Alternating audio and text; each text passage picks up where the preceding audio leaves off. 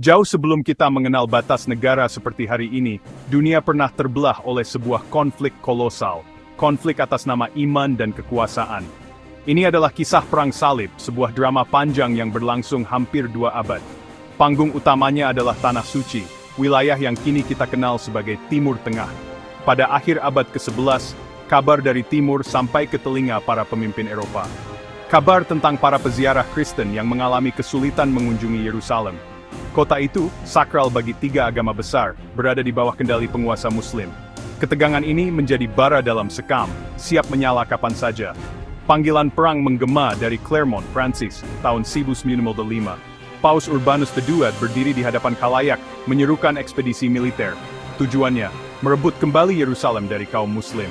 Seruan ini disambut dengan antusiasme luar biasa. Para ksatria, bangsawan dan rakyat jelata bersiap mengangkat senjata dari seluruh penjuru Eropa. Mereka menjahit simbol salib di pakaian mereka, sebagai tanda pengenal sekaligus janji suci. Dalam narasi besar Perang Salib, 2 nama muncul sebagai representasi kekuatan masing-masing pihak.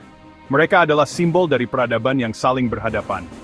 Dari kubu Eropa, ada Richard Pearse dari Inggris, yang dijuluki The Lionheart si hati singa.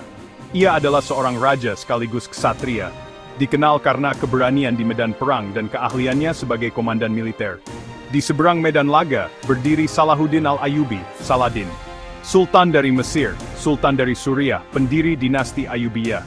Dikenal karena strategi militernya dan kemurahhatiannya. Ia menyatukan faksi-faksi Muslim dan merebut kembali Yerusalem pada 1987. Kemenangannya di Hattin memicu Perang Salib ketiga. Pertemuan Richard dan Salahuddin adalah puncak drama. Meskipun musuh, catatan sejarah menunjukkan rasa saling menghormati dan kemanusiaan di tengah perang. Yerusalem, sebuah nama yang membangkitkan gema spiritualitas bagi miliaran manusia.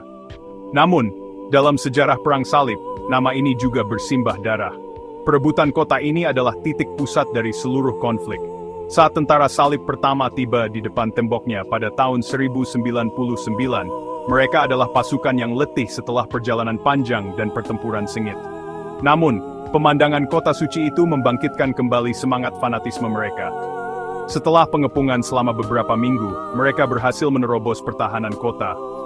Apa yang terjadi selanjutnya adalah salah satu episode paling kelam dalam sejarah perang, sebuah pembantaian massal yang mengerikan.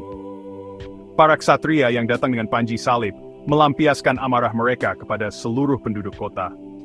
Catatan-catatan dari kedua belah pihak melukiskan gambaran yang sama, jalanan Yerusalem banjir darah. Momen pembalasan itu akhirnya tiba pada tahun 1187 di bawah pimpinan Salahuddin al-Ayyubi. Setelah kemenangannya yang gemilang di Hattin, pasukannya bergerak mengepung Yerusalem. Berbeda dengan penaklukan oleh tentara salib hampir seabad sebelumnya, Salahuddin menunjukkan sikap yang sangat kontras. Perang Salib tidak berakhir dengan sebuah perjanjian damai yang final, atau upacara penyerahan yang megah. Konflik ini mereda secara perlahan seiring berjalannya waktu. Setelah Perang Salib ketiga, masih ada beberapa upaya lain dari Eropa. Namun semangat dan skala mereka tidak pernah lagi sebesar yang pertama. Dampak Perang Salib jauh melampaui medan perang. Secara ironis, perang yang didasari oleh permusuhan ini justru membuka jalur interaksi yang lebih intens antara Timur dan Barat. Para ksatria, pedagang, membawa serta pengetahuan teknologi, barang-barang baru. Mereka memperkenalkan angka Arab, kemajuan dalam bidang kedokteran, astronomi filsafat dari dunia Islam. Namun, warisan yang paling bertahan lama mungkin adalah warisan psikologis. Bagi dunia Islam, Perang Salib meninggalkan luka sejarah yang dalam, sebuah memori tentang invasi brutal dari Barat. Istilah Perang Salib hingga kini masih sering digunakan dengan konotasi negatif untuk menggambarkan agresi Barat terhadap dunia Islam.